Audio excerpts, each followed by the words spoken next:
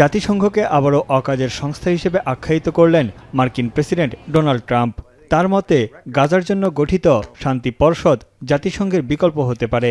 সম্প্রতি গাজার অন্তর্বর্তী প্রশাসনের কার্যক্রম তদারকির জন্য বোর্ড অব পিস গঠনে বিশ্ব নেতাদের প্রতি আহ্বান জানিয়েছেন তিনি। এই বোর্ডে অনির্দিষ্টকালের জন্য সভাপতি হিসেবে থাকবেন ট্রাম্প নিজেই, যা নিয়ে উদ্বেগ জানিয়ে আসছেন আন্তর্জাতিক বিশেষজ্ঞরা। তবে ৮০ বছর আগে প্রতিষ্ঠিত জাতিসংঘ নিয়ে এখনও আশাবাদী ট্রাম্প। শান্তি প্রতিষ্ঠায় সংস্থাটি খুব একটা সহায়ক না হলেও এর কার্যক্রম অব্যাহত রাখা জরুরি বলেও মন্তব্য করেন তিনি। The UN should have settled every one of the wars that I settled.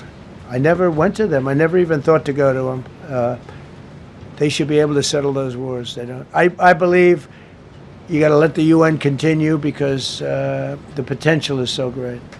সুইজারল্যান্ডের দাভোসে চলমান বিশ্ব অর্থনৈতিক ফোরামে প্রস্তাবিত গাজার শান্তি পরিষদ গঠনের পরিকল্পনা করছেন ট্রাম্প। এই সম্মেলনেই বোর্ডের সদস্য দেশগুলোর মধ্যে একটি স্বাক্ষর হতে পারে। মার্কিন গণমাধ্যমের তথ্য বলছে, ট্রাম্পের প্রস্তাবে এরই মধ্যে 10টির বেশি দেশ পিস বোর্ডে যোগ দিতে আগ্রহ প্রকাশ করেছে। $100 কোটি বিনিময়ে সদস্যপদের জন্য চীন, ভারত, রাশিয়া, তুরস্ক সহ মধ্যপ্রাচ্যের বহু দেশকে আমন্ত্রণ জানিয়েছে ট্রাম্প প্রশাসন। এরই মধ্যে ট্রাম্পের পিস বোর্ডে যোগ দেওয়ার বিষয়টি নিশ্চিত করেছেন ইসরায়েলি প্রধানমন্ত্রী বেনিয়ামিন নেতানিয়াহু। এ বিষয়ে প্রেসিডেন্ট এরদোয়ান শিগগিরই সিদ্ধান্ত নেবেন বলে জানিয়েছে তুরস্কের পররাষ্ট্র মন্ত্রণালয়। Görüyoruz. Bize de geldi. Cumhurbaşkanımız kurucu üye olarak davet ediliyor Türkiye adına.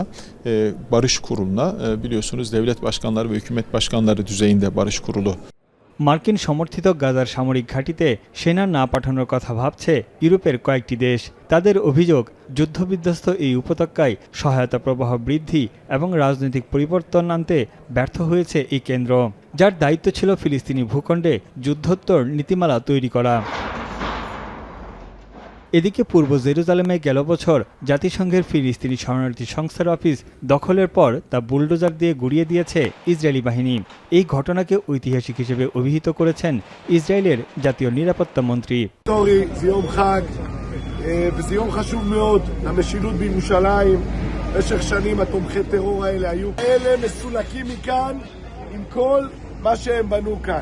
সংস্থাটির বিরুদ্ধে পক্ষপাত দুষ্টের অভিযোগ এনে ইসরায়েলি বাহিনী জানায়, হামাসের সঙ্গে সংস্থাটির বেশ কয়েকজন কর্মকর্তার সংশ্লিষ্টতা ছিল। ইসরায়েলের এমন কর্মকাণ্ডের তীব্র নিন্দা জানিয়েছেন ফিলিস্তিনি শরণার্থী সংস্থার প্রধান ফিলিপ লাজারিনি। তানভীর জনি, এখন বিশ্ব। কালার এক্সপার্ট এবং ডার্ক জ্যাপ সমৃদ্ধ অরিক্স অ্যাডভান্স ডিটারজেন্ট পাউডার, আপনার লন্ড্রি এক্সপার্ট।